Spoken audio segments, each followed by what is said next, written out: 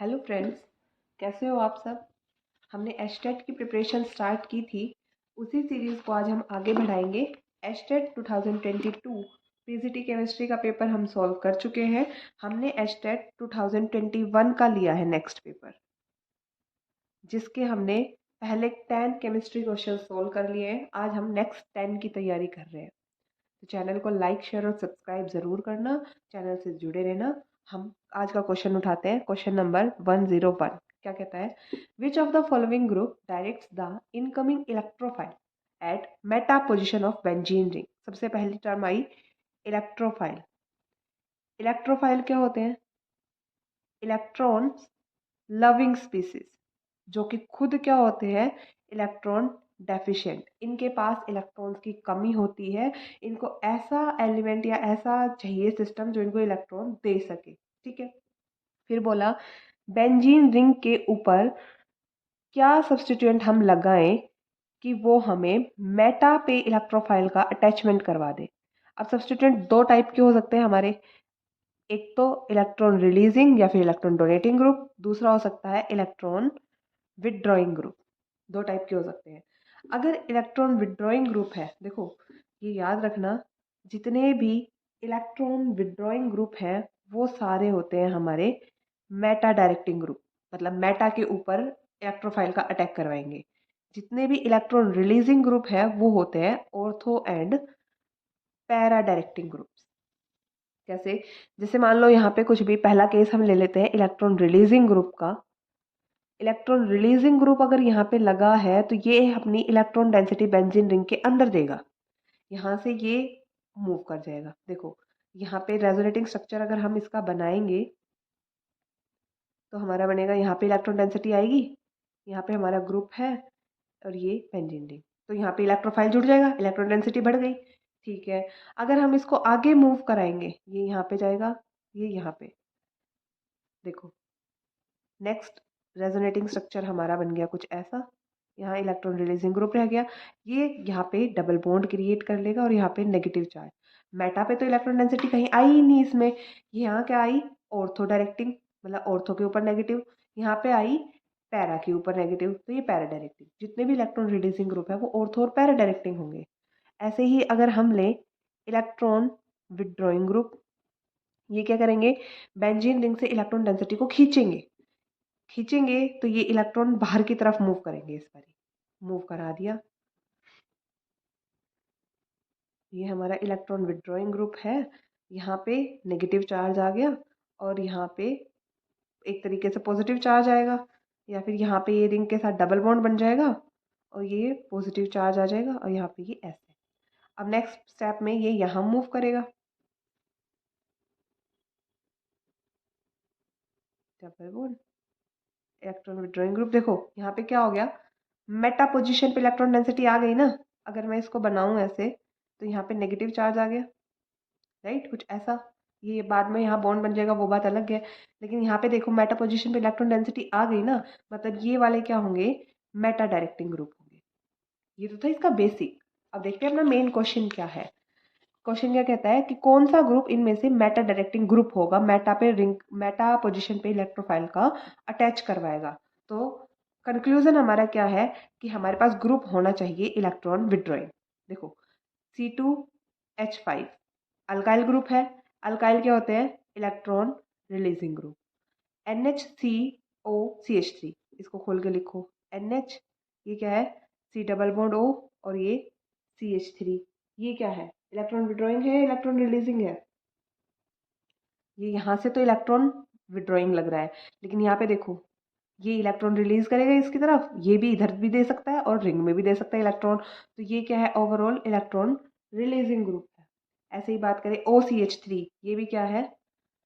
OCH3 भी क्या है? इलेक्ट्रॉन रिलीजिंग ग्रुप है। बच गया क्या? COR, C double bond OR, ये क्या है? एक हमारा इलेक्ट्रॉन विड्रॉइंग ग्रुप। तो हमारा करेक्ट आंसर होगा ऑप्शन नंबर 4, राइट। नेक्स्ट आगे मूव करते हैं। क्वेश्चन नंबर 102, ये क्या है? कॉम्प्लेक्स आयन दिया हुआ है, कोऑर्डिनेटिव कॉम्प्लेक्स दिया है दो, और पूछा है इसमें किस टाइप की आइसोमेरिज्म प्रेजेंट है। देखो यहाँ पे सल्फेट आयन अंदर है, ब्रोमीन बाहर है, यहाँ ब्रोमीन अंदर है, सल्फेट आयन बाहर है, सिर्फ आयन चेंज हो रहे हैं एक दूसरे के साथ। ऐसे आयंस का चेंज होना वो होती है हमारी आयनाइजेशन आइसोमर। कोई पेपर पेन चलाने की जरूरत भी नहीं है इसमें, सिंपल सा क्वेश्चन है, इजी सा है। क्या है ये? Ionisation isomers. जो मॉलिक्यूलर फॉर्मूला यहाँ है वही सेम मॉलिक्यूलर फॉर्मूला इस कंपाउंड का है, सिर्फ चेंज क्या है? आयनाइजेशन स्फीयर के अंदर यहाँ सल्फेट है, यहाँ बाहर ब्रोमीन है, यहाँ अंदर ब्रोमीन है और बाहर सल्फेट है, आयंस का एक्सचेंज हो रहा है, तो इसको क्या कहते हैं हम? Ionisation isomer. Option number 1 is the correct isomer, correct answer, right. आगे मूव करो।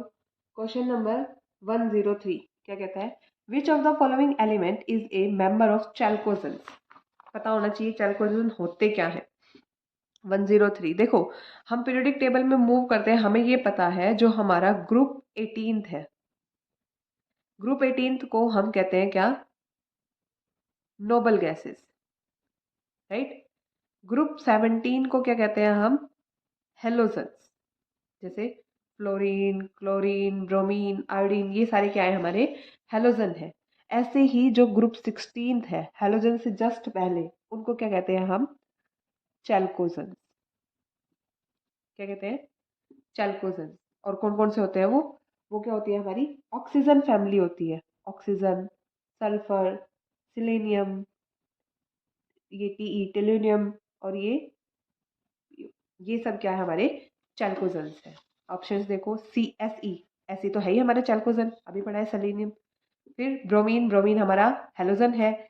AS, आर्सेनिक क्या है? हमारा ग्रुप 15 का मेंबर है। और गैलियम क्या है? ग्रुप 14, कार्बन फैमिली का मेंबर है, राइट। तो आंसर क्या है? Option number 1 is the correct answer. Periodic table का क्वेश्चन है, सिंपल सा है। Moving to the next question, क्या कहता है? Question number 104, which of the following gases form carboxyhaemoglobin? देखो इतना तो समझ में आ रहा है, कार्बोक्सी वर्ड लगा है तो कुछ ना कुछ कार्बन से रिलेटेड होगा, या तो होगा CO या फिर होगा CO2 गैस, राइट। अब CO2 गैस तो क्या है? हमारी बॉडी एक्सहेल करती है, एक्सहेल करती है तो CO2 आउट हो जाती है, ज़्यादा अच्छी बाइंडिंग कैपेसिटी नहीं हो पाती इसकी। तो कौन सी गैस है जो कार्बोक्सी हीमोग्लोबिन बनाएगी? आंसर क्या है? Option number 1, CO, carbon monoxide क्या बनाएगी? Carboxy haemoglobin. बायो इनऑर्गेनिक का क्वेश्चन है, घुमा फिरा के बायो इनऑर्गेनिक से आपको 1 से 2 क्वेश्चन तो हर बार पेपर में देखने को मिल ही जाएंगे, ठीक है। नेक्स्ट, क्वेश्चन नंबर 105 क्या कहता है? Predict the entropy in the following change. Change क्या है? H2 गैस से 2H मॉलिक्यूल ऑफ गैस बन रहे हैं। देखो यहाँ H2 एक मॉलिक्यूल है, यहाँ हाइड्रोजन हाइड्रोजन अलग हो गए हैं, बॉन्ड ब्रेक हो गया है। यहाँ टोटल कितने हैं? देखो यहाँ पे H2 गैस मिलके बना रही है 2H गैस। यहाँ पे इसकी मॉलिक्यूलैरिटी क्या है? 1, यहाँ पे मॉलिक्यूलैरिटी 2। यहाँ से यहाँ जा रहे हैं, नंबर ऑफ मॉलिक्यूल्स बढ़ रहे हैं, राइट। रिएक्टेंट से प्रोडक्ट जाने में नंबर ऑफ मॉलिक्यूल्स बढ़ रहे हैं, मतलब क्या हो रही है? हमारी रैंडमनेस बढ़ रही है, इंक्रीज हो रही है। रैंडमनेस बढ़ना मतलब एंट्रोपी भी क्या होगी? इंक्रीज करेगी, ठीक है। अगर नंबर ऑफ मोल प्रोडक्ट से रिएक्टेंट से प्रोडक्ट जाने में घट जाते हैं तो एंट्रोपी डिक्रीज हो जाती, राइट। सो हमारा करेक्ट आंसर क्या है? Option number 3 is the correct answer, ठीक है। नेक्स्ट मूव करो। क्वेश्चन नंबर 106, 106 क्या कहता है? Which of the following oxo acid of sulphur has peroxide linkage? सबसे पहली बात, परऑक्साइड लिंकेज क्या होती है? परऑक्साइड लिंकेज होती है जिसमें ऑक्सीजन और ऑक्सीजन के बीच में बॉन्ड हो, ठीक है। ऑप्शंस देखते हैं पहले। Number 1 H2SO3, number 2 H2SO4, number 3 H2S2O8, number 4th option है H2S2O7। इस क्वेश्चन को आप खोल के डिटेल में भी कर सकते हो और ट्रिक से भी कर सकते हो। पहले इसका समझते हैं स्ट्रक्चर्स वगैरह, फिर ट्रिक बताएंगे आपको। देखो, अगर मैं इसको लिखूं, हमारा सेंट्रल एटम है सल्फर, सल्फर के अराउंड वैलेंस इलेक्ट्रॉन कितने होते हैं? ऑक्सीजन फैमिली का मेंबर है ना, 6 इलेक्ट्रॉन होंगे। बॉन्ड बनाएगा कैसे? देखो, 2 हाइड्रोजन है तो ये एक OH और ये दूसरा OH बच गया, एक ऑक्सीजन डबल बॉन्डेड होगा और ये क्या बचेगा, लोन पेयर। तो यहाँ पे तो कोई ऑक्सीजन ऑक्सीजन के बीच बॉन्ड नहीं आया।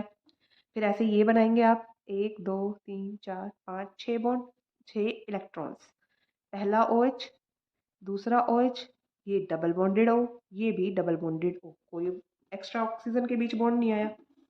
नेक्स्ट देखो यहाँ पे 2 सल्फर है, सिमेट्रिकल स्ट्रक्चर बनाने की कोशिश करेंगे हम। यहाँ पे भी 6 इलेक्ट्रॉन और यहाँ पे भी 6 इलेक्ट्रॉन, 2 हाइड्रोजन दिए हैं, तो एक OH मान लो इधर लगा दिया मैंने, एक OH इधर लगा दिया, राइट।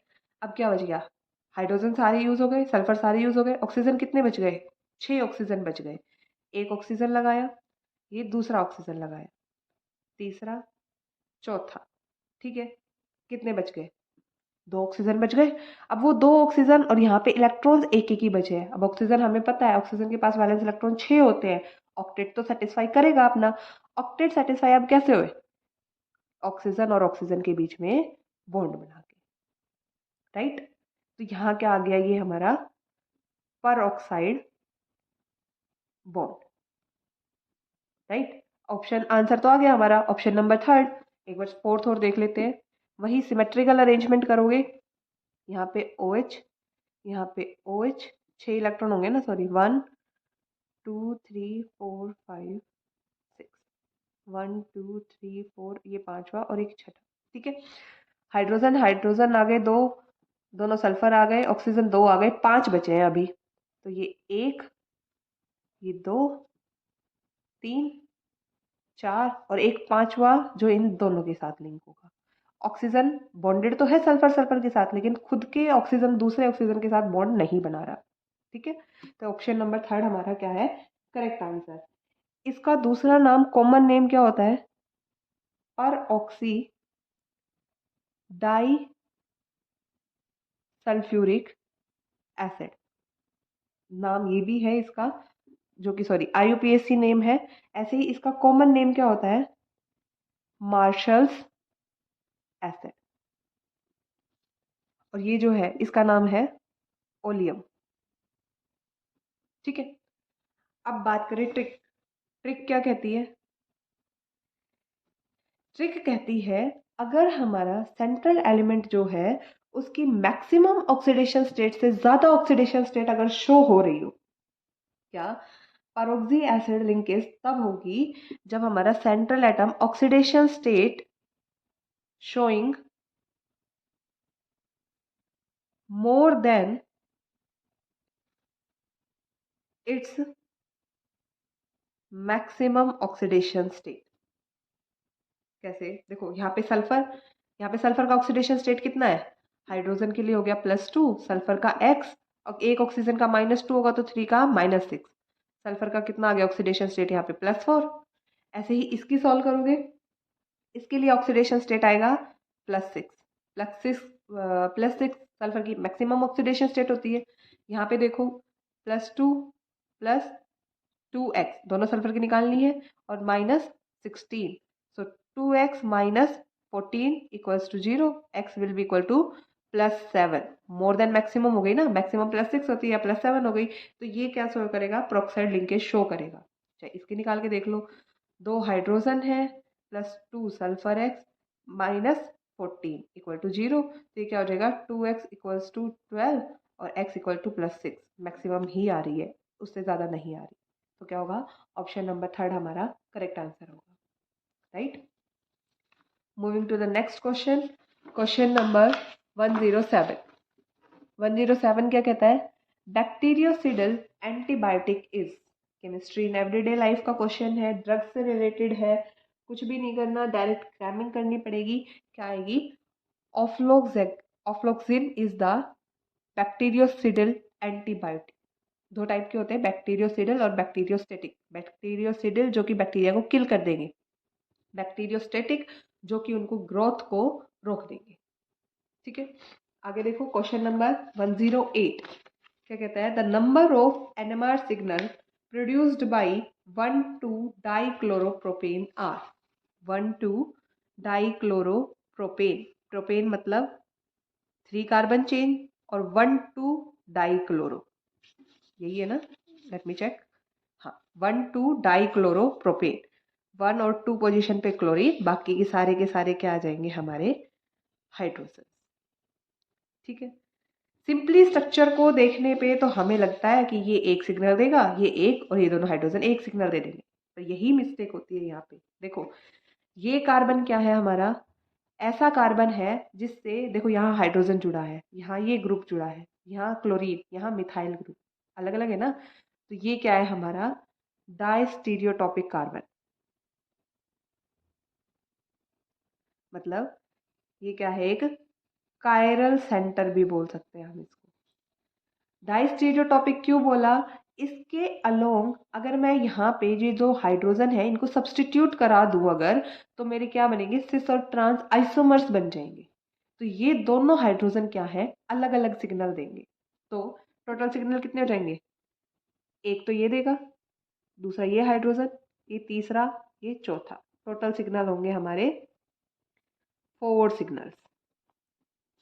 ओके, देखते हैं क्वेश्चन नंबर, सॉरी ये 108 था भाई, 107 नहीं था, 108 क्वेश्चन। आंसर क्या है, option number 3 is the correct answer.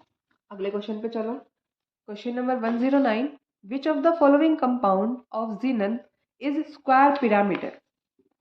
Chemical bonding, simple geometry का क्वेश्चन है। फर्स्ट है हमारा option XCO3 xenon oxide, square pyramidal पूछा है इसने। सेकेंड ऑप्शन, अब आंसर चाहिए पहला ही क्यों ना आ जाए, हम एक बार डिस्कस तो सारे करेंगे ना, कुछ भी दोबारा उठा के पूछ सकता है। थर्ड है आपका XeF4 एंड फोर्थ है हमारा XeF2, राइट। चलो अब देखो जीनन, जीनन क्या है, नोबल गैस एलिमेंट है। नोबल गैस एलिमेंट मतलब आउटर मोस्ट शेल में रखेगा 8 इलेक्ट्रॉन, प्लेस कर दो 1 2 3 4 5 6 7 8, सब में कर देते हैं प्लेस, 2 3 4 5 6 7 8। आउटर मोस्ट शेल इनका ऑक्टेट सेटिस्फाइड है। पता है ना, नोबल गैसेस में जिनन ही है जो कॉम्प्लेक्स कंपाउंड या कंपाउंड्स की फॉर्मेशन शो करता है, बाकी एलिमेंट्स तो इनर्ट है, राइट। देखो 8 इलेक्ट्रॉन हो गए, ऑक्सीजन क्या करता है, डबल बॉन्ड बनाता है, 1 2, और ये 3 ऑक्सीजन हमने प्लेस कर दी, ये क्या हो गया, लोन पेयर।